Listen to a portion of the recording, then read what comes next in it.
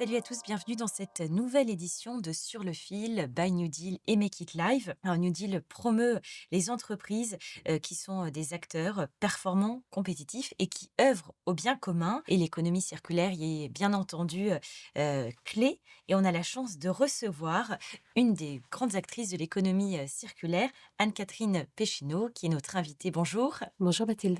Vous êtes directrice générale d'EasyCash et vous appuyez sur 166 magasins et faites 90% de votre chiffre d'affaires en physique. Vous êtes ancré véritablement dans le territoire.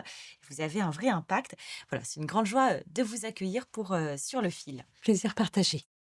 Alors, dans quel état d'esprit, pour commencer, êtes-vous dans ce monde qu'on voit jour après jour en bascule? Avec beaucoup d'enthousiasme parce qu'on voit effectivement que l'économie circulaire gagne du terrain. On voit que les Français consomment de plus en plus de seconde main. Donc c'est toujours intéressant et enthousiasmant d'être acteur d'un marché qui est en train de changer les modes de consommation pour le bien commun. Et puis on fait du commerce, du retail. Donc chaque jour est différent du précédent. Et donc il y a forcément son lot de joie et de temps en temps des périodes qui vont être plus difficiles parce que les Français sont quand même un peu contraints dans leur mode de consommation et vont faire des choix et donc vont peut-être rallonger les durées de vie de leurs produits. Alors, vous parliez justement de mode de consommation. EasyCash a d'abord été un acteur de l'économie d'occasion, puis c'est devenu un acteur de l'économie circulaire. Qu'est-ce que ça nous dit de l'évolution d'EasyCash et de son rôle aussi dans la société? En 25 ans, EasyCash a considérablement évolué et on voit bien que cette évolution, elle correspond finalement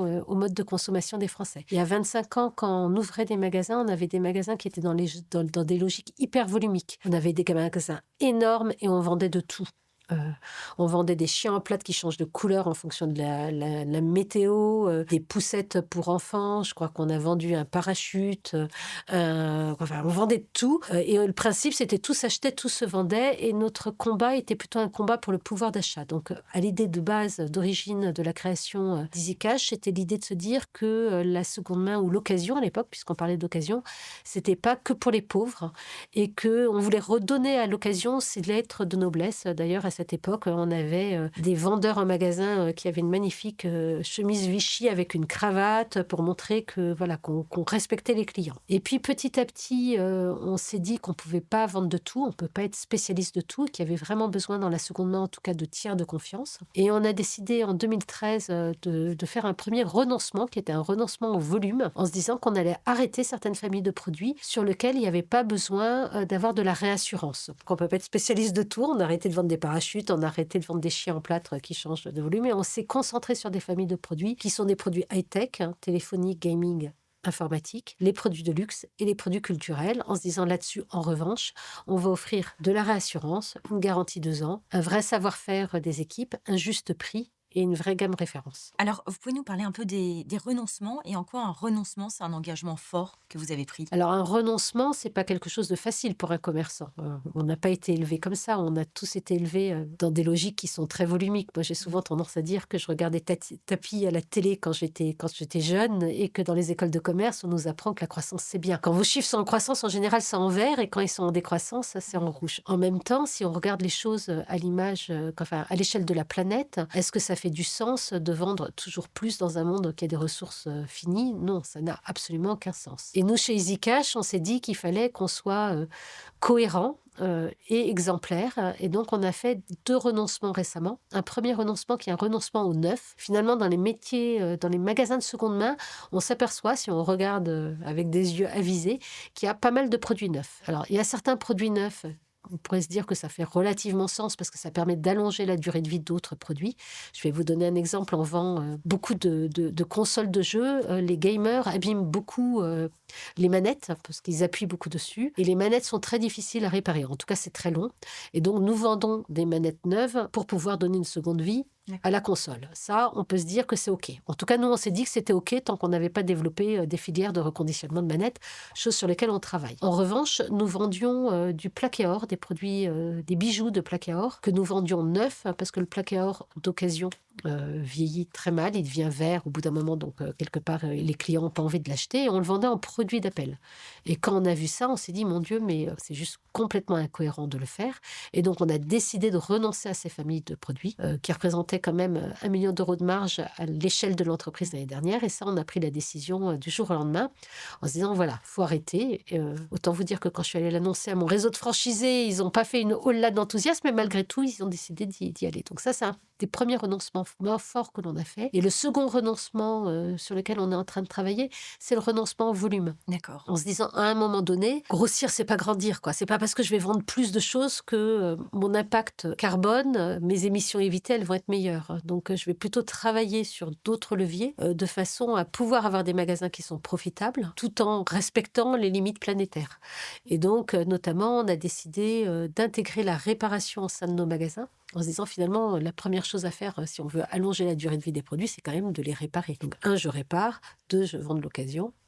Et puis, j'essaye d'avoir de la circularité pour faire en sorte que mes clients qui m'ont acheté quelque chose me le ramènent quand ils en ont plus besoin. Alors, comment est-ce qu'on peut sensibiliser les gens, les consommateurs, à l'importance des nouveaux modèles, comme l'économie circulaire? Comment on arrive à donner envie et en faire une préférence? Alors, on s'aperçoit que les clients français, en tout cas les clients d'EasyCash, ont quand même des bons niveaux de maturité. Autant il y a 25 ans, le prix était un vrai driver. C'est désormais de moins en moins le cas. Et quand on fait des études, nous, auprès de nos clients, on s'aperçoit que s'ils n'avaient pas acheté chez EasyCash et s'ils n'avaient pas trouvé le produit de seconde main, ils seraient probablement allés dans un autre magasin de seconde main ou dans une autre plateforme de seconde main pour acheter de la seconde main. Donc, chez certains clients, c'est une vraie préférence. Après, il y a beaucoup d'évangélisation à faire, hein. C'est-à-dire qu'il faut informer, communiquer, expliquer, montrer l'impact des différentes choses pour pouvoir embarquer les gens. Et c'est des changements mode de consommation des Français. Et sur la seconde main, le principal défi, c'est d'acheter, c'est pas de vendre.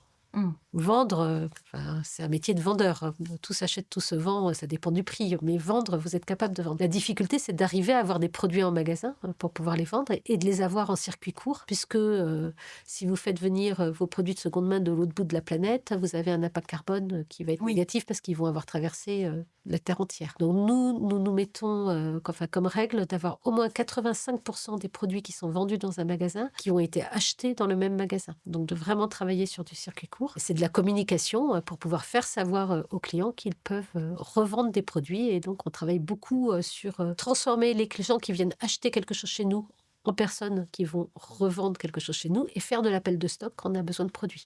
C'est-à-dire que j'ai vendu, je vous ai vendu, je ne sais trop quel jeu vidéo dont j'ai absolument besoin parce que je suis juste avant Noël. Vous l'avez acheté il y a 1 an, a priori, vous l'avez déjà fini. Ben, je vais vous envoyer un SMS en disant, écoute, reviens en magasin pour pouvoir le revendre.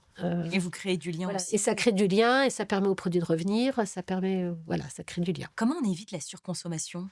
C'est un vrai sujet aussi. Alors, c'est un vrai sujet sur la seconde main, en le mesurant d'abord, parce qu'on parle beaucoup de surconsommation sur la seconde main, mais on ne sait pas vraiment de quoi est-ce qu'on parle. Comment est-ce qu'on le mesure? On sait bien effectivement qu'il y a des clients et des clientes qui surconsomment de façon complètement débridée en se disant, c'est pas grave, c'est de la seconde main, donc je me lâche. Donc nous avons mesuré notre effet rebond sur la seconde main dans nos magasins et également sur Internet, et on l'a fait famille de produits par famille de produits, parce que les choses ne vont pas être les mêmes sur toutes les familles de produits, et on s'est aperçu qu'il y avait effectivement un effet rebond qui existait, qui était différente selon la typologie de produit. Pour vous donner un exemple, un Français change en moyenne un téléphone neuf tous les 3 ans, un téléphone d'occasion, il le change tous les 2 ans. Donc il y a probablement quelque chose à faire sur ce sujet-là. L'effet rebond est beaucoup plus important sur du produit de luxe. On ne se lève pas un matin en se disant, il me faut une bague, un carat, sinon ma vie va s'arrêter. Vous l'achetez parce que vous la voyez en magasin, alors vous aviez une certaine appétence, mais vous allez chercher un achat d'impulsion. Donc en fonction de ça, on a mesuré nos émissions évitées produit par produit, et on est en train de regarder ce qu'on décide de faire de façon, sur certaines familles de produits, peut-être à faire plus d'évangélisation sur l'effet carbone, et puis sur d'autres, d'y aller encore plus parce qu'il n'y a pas d'effet rebond et que c'est vraiment très vertueux parce que ça vient en remplacement du neuf. Donc on est en train d'affiner nos communications, mais si on ne mesure pas, on travaille sur des convictions et on ne travaille pas forcément sur les bonnes typologies de produits. Je vais vous donner un exemple. On avait fait un premier bilan carbone en scope 1, 2 et 3 où on s'apercevait que finalement les télés avaient un impact carbone qui pouvait paraître pas très bon, en grande partie parce que les clients venaient en magasin les acheter et les revendre en voiture, parce qu'une télé, ça s'expédie assez mal finalement. Par la poste, elle arrive, en livraison, elle arrive souvent souvent cassés. Et donc l'impact carbone du transport était quand même très important eu égard aux produits. Et puis les télés qu'on garantit 2 ans sont souvent un peu plus compliquées en occasion. Parfois, au bout des 2 ans, vous avez des LED qui cassent. Donc on avait un taux de prise en garantie un peu plus importante. Et donc on se posait la question de continuer ou pas cette famille de produits. Notre mesure de l'effet rebond nous a permis de voir que les gens qui venaient acheter de la télé chez nous le faisaient vraiment en remplacement. Enfin, s'ils s'en avaient pas trouvé, ils auraient acheté une télé neuve. Et là, on s'est dit, ben non, en réalité, l'impact carbone et les émissions évitées sont beaucoup plus importantes parce que c'est des produits qui, à la fabrication, vont extraire beaucoup de minerais. On s'est dit qu'il fallait pas qu'on arrête cette famille de produits. Au contraire, il fallait qu'on la mette plus en valeur en travaillant peut-être différemment sur des modes de livraison quand il y en avait besoin avec des mobilités douces. D'accord. Alors justement, la prise en compte de l'environnement, ça c'est un sujet.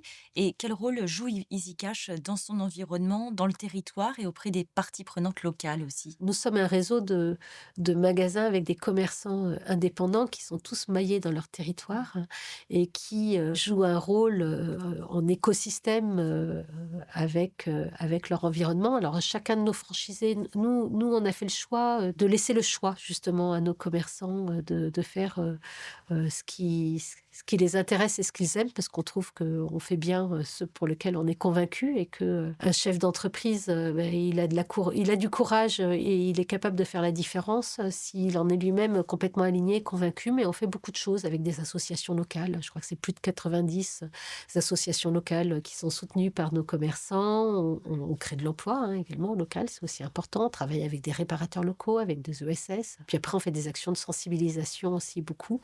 Et on travaille énormément pour l'insertion des jeunes.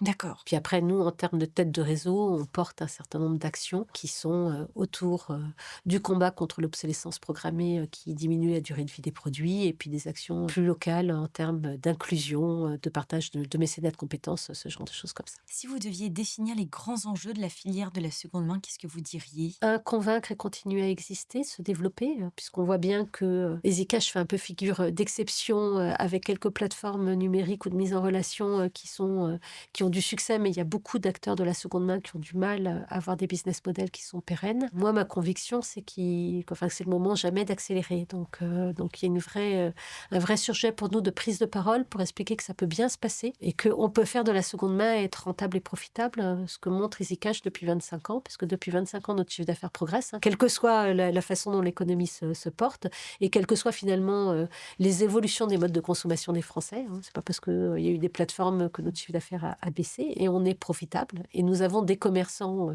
qui le sont aussi. La second grand enjeu, c'est des enjeux autour de la réparation. Parce que si on ne répare pas, on est dans une logique toujours volumique où il va falloir avoir des produits neufs qui vont être vendus d'occasion. Alors c'est mieux, mais il y a quand même une logique de volume. Et le troisième sujet, c'est des sujets mais qui sont plus communs à toutes les entreprises pour mettre la responsabilité au cœur de la gouvernance des entreprises. Nous étions très favorables à la CSRD. J'avoue que ça a été pour nous un gros coup dur de voir que les mesures avaient été amoindries. Mais ma conviction, c'est que les entreprises qui auront des impacts positifs sur le vivant, on va parler du vivant plutôt que d'ailleurs qui mettront le vivant au cœur de leur écosystème, seront celles qui seront durables et qui continueront à exister dans les 50 prochaines années. Et pour le faire, il faut le faire de manière engagée. Donc ce sont des enjeux, je pense, pour toutes les entreprises qui existent, et notamment pour tous les acteurs du retail, de se dire comment est-ce que je fais pour passer d'une économie linéaire à une économie plus circulaire. Et qu'est-ce qui manquerait justement pour pouvoir accélérer? C'est la conviction des chefs d'entreprise. En D'accord. réalité, dans le triangle de l'inaction, il y a des gens qui ont du pouvoir et du courage. C'est les chefs d'entreprise. Et ça passe par une transformation, une prise de conscience personnelle. Donc, je pense qu'il faut y aller si on n'a pas d'envie et si c'est pas porté par la tête. Vous avez beau avoir des collaborateurs très engagés qui ont envie de le faire, ça va être plus difficile ou plus long à être mis en place. Alors, avec Anne-Catherine Péchineau, vous êtes à la tête d'EasyCash, vous êtes dirigeante, mais vous êtes aussi une grande sportive, vous faites des ultra-trails. Dans quel état d'esprit on est quand on doit affronter une nouvelle montée après 10 heures de course? Ça dépend des courses. Il y a des fois, ça se passe bien, d'autres fois, ça se passe pas bien, mais on a toujours beaucoup d'énergie. En réalité, l'intérêt pour moi de l'ultra-trail, c'est que c'est une sorte de méditation active. C'est un peu comme la vie. Vous avez des moments où ça va très bien et des moments où ça va pas bien du tout. Il y a des hauts, il y a des bas. Et vous savez qu'après un bas, vous allez avoir un haut. et qu'après un haut, peut-être vous allez avoir un bas. Donc c'est vraiment une école de la résilience.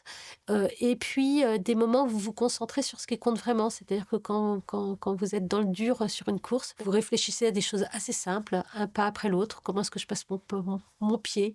Je vais me concentrer sur ce qui va bien, sur ce qui m'entoure de façon positive et pas sur ce qui va mal. Et c'est une façon pour moi de me recentrer. Et justement, qu'est-ce que vous en tirez en tant que dirigeant de ces moments-là, qui sortent du quotidien, de l'ordinaire? D'abord, beaucoup de choses, hein. La première chose, c'est qu'on s'aperçoit que la différence entre l'échec et le succès sont souvent assez tenues. C'est souvent lié à la capacité de continuer. Donc, c'est vrai que parfois, quand c'est difficile dans la gestion de l'entreprise ou dans des prises de décision, je me dis que c'est pas plus difficile finalement que de courir 15 ou 25 mètres. Ensuite, c'est un sport qui demande beaucoup d'entraînement et donc ça apprend la discipline, ça apprend L'exigence vis-à-vis de l'exigence soi? de soi et le fait, d'avoir des routines, de quand on se fixe un objectif, de se donner les moyens de pouvoir y parvenir. Alors, parfois on n'y parvient pas. Moi, je fais beaucoup de montagnes, il y a des tas de fois où j'ai renoncé à quelques mètres du sommet parce que les conditions de montagne ne le permettaient pas. Mais, ça permet, de s'entraîner, de s'aguerrir, d'avoir des routines, de pouvoir, mieux réagir face à un certain nombre de situations et dans une vie, d'entreprise, c'est souvent quand même un peu la même chose. Bon, alors souvent on dit que c'est de l'expérience, mais ça s'entraîne, il faut s'entraîner à avoir des bons réflexes au bon moment. Et qu'est-ce que ça vous a appris de vous-même? En quoi vous êtes senti capable, D'abord, quand on réussit ce genre de choses, on se dit: «Bah, bon, j'ai été capable de faire ça, donc l'autre truc, je vais être capable de le faire». Donc c'est beaucoup de fierté, de la confiance en soi, je pense, quelque part. Très bien. On va terminer, cet entretien, sur le fil, avec un exercice, d'écriture. L'idée, c'est pour rendre la vie un peu plus rose, ce serait de partager à ceux qui nous regardent, à ceux qui nous écoutent, un conseil. Voilà, et je vais vous demander de pouvoir, l'écrire pour qu'ensuite, rejoindre les autres, conseils par nos précédents, invités. Voilà, Anne-Catherine, un conseil que vous auriez envie de nous partager? Oui, bien sûr, lancez-vous, ça va bien se passer. Très bien. Je vais vous demander de pouvoir, l'écrire, voilà, de prendre une petite feuille et de l'écrire.